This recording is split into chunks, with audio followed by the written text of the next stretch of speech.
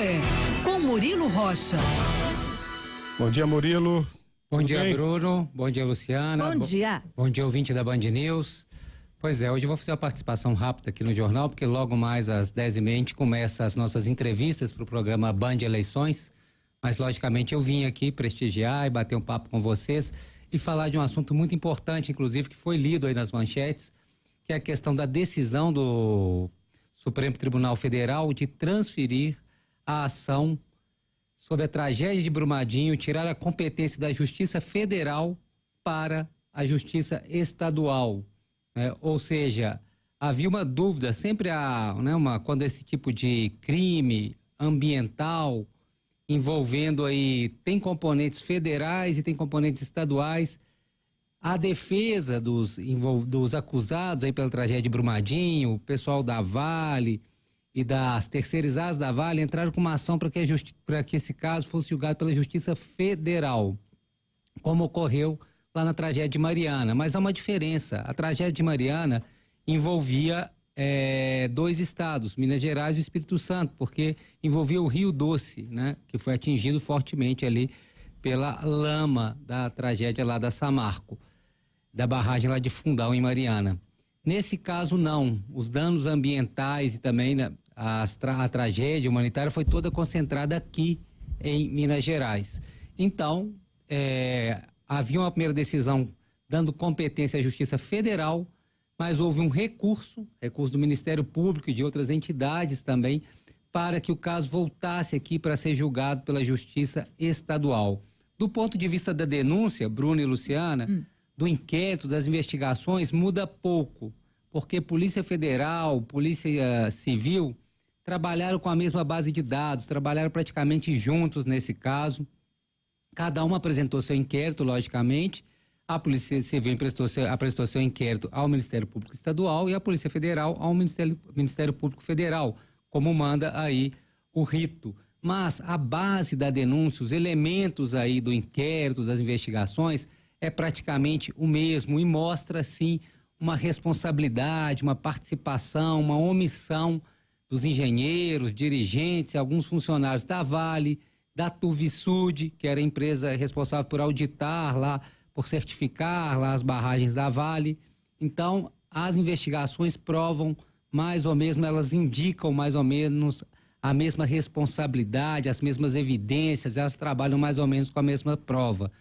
O que muda, e é muito importante, é porque indo para a Justiça Federal, como havia ocorrido na primeira decisão, havia um entendimento aqui das vítimas, dos advogados das vítimas, do próprio Ministério Público Estadual, de um distanciamento dessa ação do Estado, ou seja, os advogados das empresas, das mineradoras, teriam maior poder ali junto à Justiça Federal, porque o caso estaria mais distante aqui, inclusive da pressão popular aqui da imprensa, uma vez estando na Justiça Federal.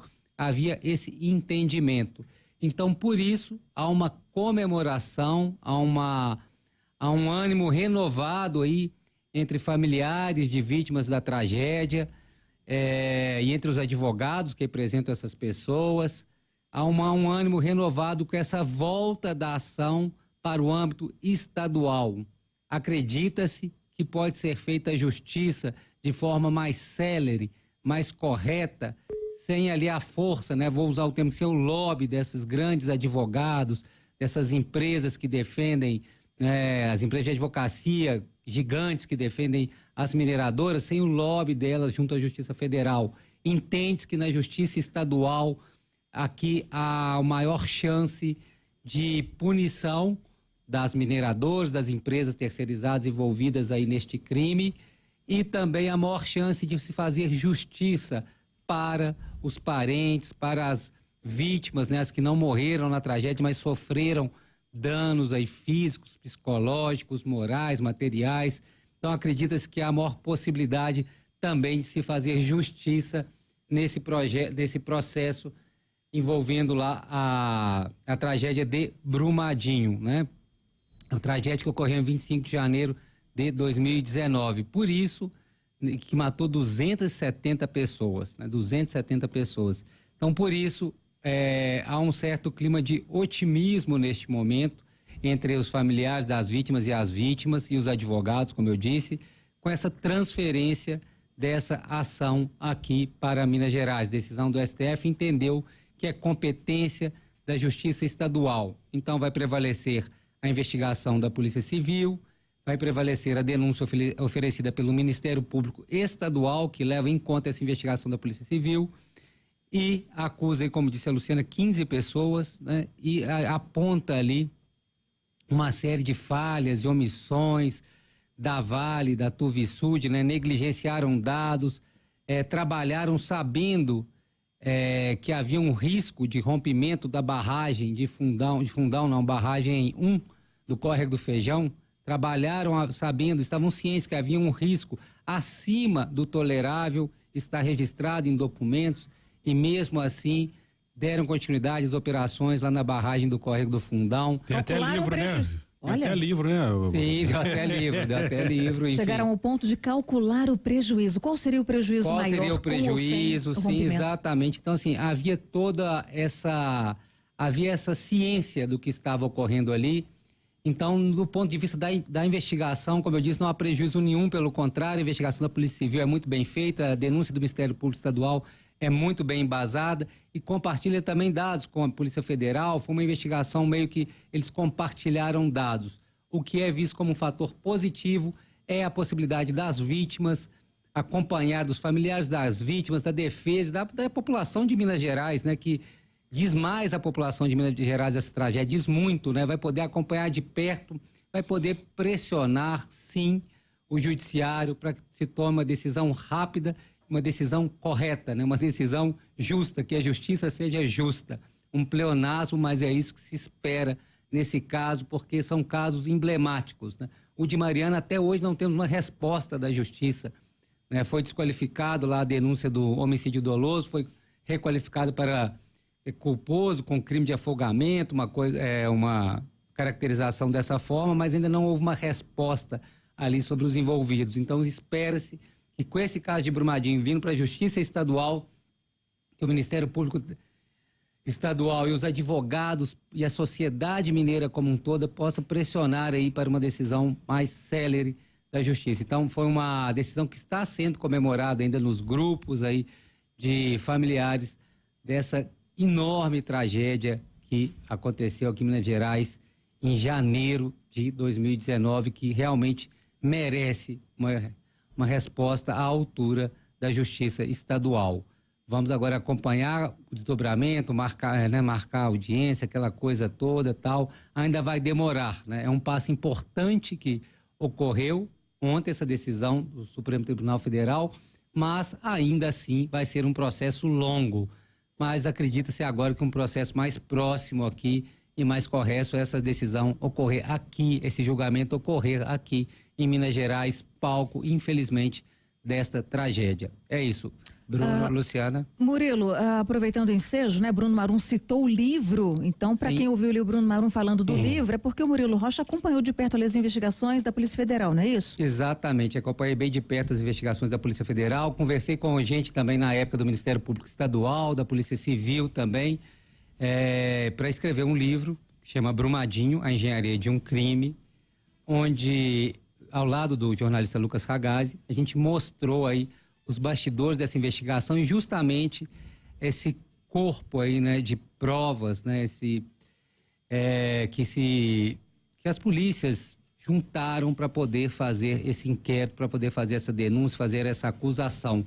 E já alguns crimes sabidamente comprovados, de falsidade ideológica, de falsificação de documentos, justamente eles fraudaram documentos atestando que a barragem era segura, uma barragem que era sabidamente insegura.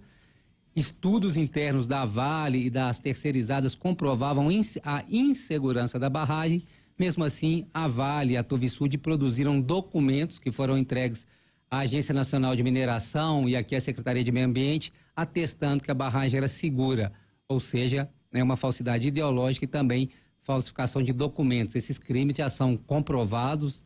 E essa era até uma questão que levava o caso para a Justiça Federal, porque esses são crimes, falsidade ideológica, documentação, teoricamente crimes de competência federal. Então, era um dos pontos que a defesa alegava para levar o caso para a Justiça Federal. Mas se entendia, e o entendimento é que esses crimes eram apenas, vamos dizer, um meio e não a finalidade da ação como um todo. Então, por isso, aí o entendimento da Justiça Estadual, aqui do Ministério Público Estadual, melhor dizendo, que, na verdade, havia outros elementos maiores e mais importantes que traziam o caso para a Justiça Estadual. Perfeito. Murilo Rocha, né, e Lucas Catapreta, que conduzem daqui a pouco uma gravação, a primeira, né, para o programa Band Eleições, não é isso? Então pede licença, né, Murilo? É isso mesmo, vou saindo, a entrevista será exibida na segunda-feira, dia 13, depois no dia 20 a gente deve entrevistar o governador Romeu Zema, e assim vamos sucessivamente escutando todos os pré-candidatos aí ao governo de Minas. Depois você manda pelo zap aqui as previsões do oráculo pra gente, dos jogos de hoje, tá? Pode, não, já vou até deixar aqui para vocês já registrarem manda aí. ver, vou anotar aqui, ó. Ó, Cruzeiro e CRB, hein? Casa cheia hoje no Mineirão, jogo 19 horas, para alegria do Rainer, ali nosso estagiário aí que comanda ali as câmeras que estão aqui me filmando neste momento, essa previsão certeira. O nosso diretor de imagens. Ele, olha, vou cravar aí 2-1 pro Cruzeiro, hein? Cruzeiro vencendo o CRB, que foi o Cruzeiro andou tomando umas pancadas do CRB nos últimos anos, aí vai vingar hoje, aí tô prevendo uma vitória por 2-1. O Atlético, jogo duro contra o Fluminense, fora de casa, mas, olha aí, hein, Galão 2-0, hein? 2-0. Previsão, o América é hoje ou amanhã? Hoje também, é hoje também, né? Tô os três É entrando hoje, em campo O hoje. América não...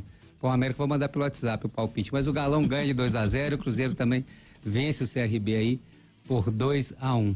Tá certo. Tá? Esses são meus palpites. Beleza. Valeu, gente. Grande Olá. abraço. Valeu, Até amanhã. Bom Murilo. trabalho lá, boa entrevista. E a gente segue movendo a nossa reportagem, Lu, porque o